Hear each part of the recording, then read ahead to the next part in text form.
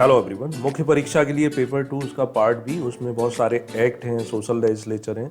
तो इसको लेकर हमने पहले एक वीडियो बनाया था जिसमें क्वेश्चन था कि महिलाओं को संविधान में, आईपीसी में, सीआरपीसी में क्या प्रोविज़न किए गए हैं उनके बारे में। तो वो जो पुराना वीडियो, उसमें आपको आईपीसी के प्रोविज़न भी मिलेंगे, कॉन्स्टिट्यूशनल प्रोविज़न है वो भी दिए गए हैं। इसके साथ वहाँ पर हमने जानबूझकर जो सीआरपीसी के प्रोविज़न थे वो छोड़ दिए गए थे। सोचा था कि आप लोग उसको अपने लेवल पे तैयार कर लेंगे, लेकिन मैंने देखा कि वो बहुत सारे लोगों को मिले नहीं कर पाए। तो आज इस वीडियो में सिर्फ हम महिलाओं के लिए जो सीआरपीसी संबंधी प्रोविज़न है उनको समझाते हैं। तो ये मैं अपने नोट से आपको बताने की पूरी कोशिश करता हूँ। महिलाओं के लिए सीआरपीसी संबंधी जो प्रावधान रहेंगे, क्रिमिनल प्रोसीजर कोड, ये मुख्य परीक्षा मेंस पेपर 2 भी, और इसका यूपीएससी में भी ये सिलेबस है। दूसरे स्टेट के पीएससी हैं उसमें भी ये टॉपिक दिए गए हैं। तो हम डायरेक्ट अपने उन सिर्फ प्रोविज़न को बताएंगे यहाँ पर जो सीआरपीसी के रिगार्डिंग है। इसका इंट्रोडक्शन है, इसके अदर फॉर्मेट, वो सब आपको पुराने जो वीडियो हैं उसमें मिल जाएगा, वहाँ पर इसको ऐड कर लेना है।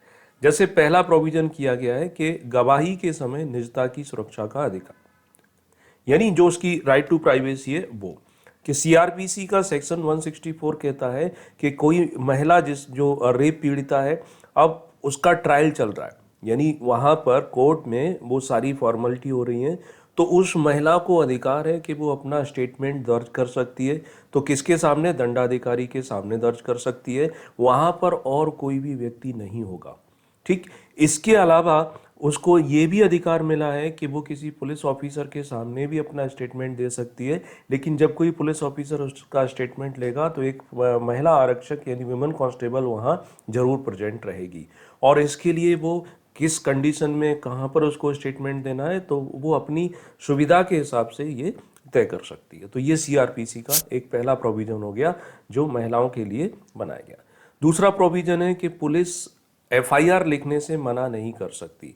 सुप्रीम कोर्ट ने अभी डायरेक्शन गाइडलाइन जो जारी की कि ऐसी महिला जिसका रेप हुआ है वो किसी भी पुलिस स्टेशन में जाकर के एफआईआर करा सकती है। कोई भी पुलिस स्टेशन उसको ये बोलकर नहीं वहाँ से वापस करेगा कि ये हमारे थाना क्षेत्र का मैटर नहीं था। जनरली ऐसा होता है, लेकिन यहाँ उनको 0 पर एफआईआर कायम करने के बाद संबंधित थाना क्षेत्र को प्रेषित कर देंगे और वो फर्दर एक्शन वहाँ पर लेंगे।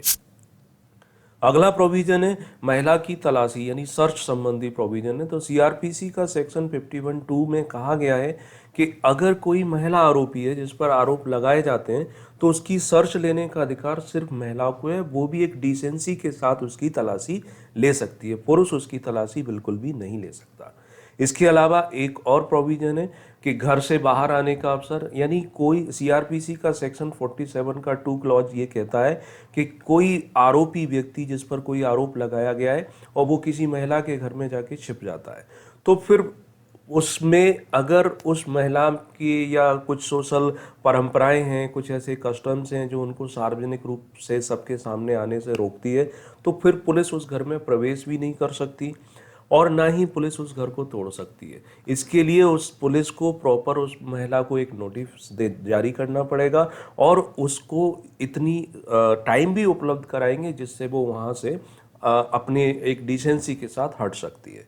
तो ये प्रोविज़न हो जाता है। इसके बाद अगला प्रोविज़न है कि जो मेडिकल एग्जामिनेशन चलता है, यानी फीमेल का जो स्वास्थ्य परीक्षण रहेगा, तो सीआरपीसी का सेक्शन 53 क्लॉज 2 ये कहता है कि किसी भी महिला का जो स्वास्थ्य परीक्षण होगा वो या तो कोई फीमेल मेडिकल प्रैक्टिशनर करेगी और नहीं होता है तो उसके ऑब्जर्वेशन में ही किया जाएगा, यानी वहाँ पर फीमेल महिला जो रहेगी तो दूसरी जो स्वास्थ्य कार्यकर्ता होगी उसके ऑब्जर्वेशन में ये किया जाएगा। अगला प्रोविज़न है कि अगर किसी महिला को दूसरे किसी स्थान पर बुलाया जाता है जहाँ पर कंपलसरी है उसका आना किसी भी प्रकरण के कारण, तो उसमें उसे कुछ प्रोटेक्शन दिए गए हैं। सीआरपीसी का सेक्शन 160 कहता है कि महिला को जहाँ उसका रिसाइड्स यानी निवास स्थान है उसके बाहर कहीं आने के लिए या वहाँ अटेंडेंस दिखाने के लिए कंपलसरी नहीं कर सकते।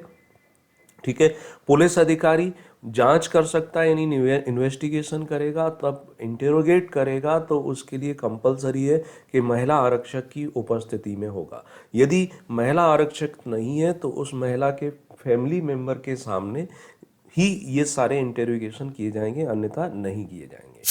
इसके अलावा अगला आता है कि आफ्टर सनसेट या बिफोर सनराइज किसी भी फीमेल को पुलिस अरेस्ट नहीं कर सकती है। सूर्यास्त के बाद और सूर्योदय से पहले जो सेक्शन 46 का क्लॉज 4 है उसमें लिखा है कि किसी भी महिला को गिरफ्तार नहीं कर सकते।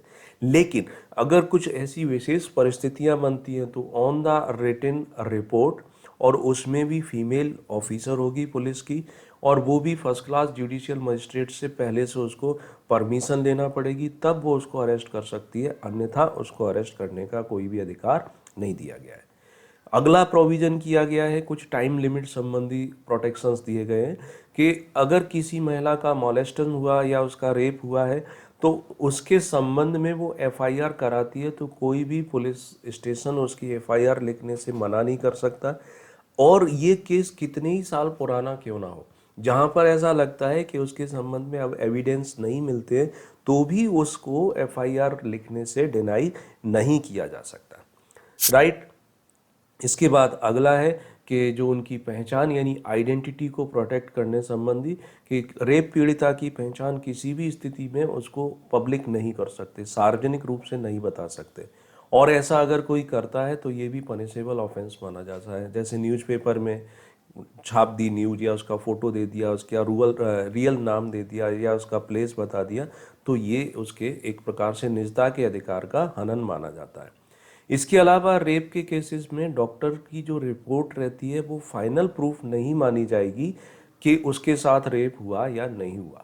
ये उसका मतलब मेडिकल ऑफिसर का स्टेटमेंट है कि वहाँ पर सेक्सुअल वो डॉक्टर मेडिकल ऑफिसर सिर्फ ये स्टेटमेंट दे सकता है कि सेक्सुअल एक्टिविटी हुई, अब इसमें रेप है या नहीं, तो इसको वो फाइनली इसकी रिपोर्ट को जजमेंट के रूप में नहीं स्वीकार किया जाएगा। ठीक, तो ये कुछ मेजर प्रोविजन थे किससे लेकर के महिलाओं के जो उनकी सुरक्षा संबंधी या उनके निजता संबंधी या समाज में उन्हें एम्पावर बनाने के लिए सीआरपीसी के जो प्रोविजन है उनके बारे में। बाकी इसके अलावा जो दूसरे प्रोविजन थे जैसे कॉन्स्टिट्यूशनल, वो हम पुराने लेक्चर में बता चुके हैं। आईपीसी संबंधी प्रोविजन बता चुके हैं। कुछ स्पेशल लॉज बने रहते हैं उनके संबंध में।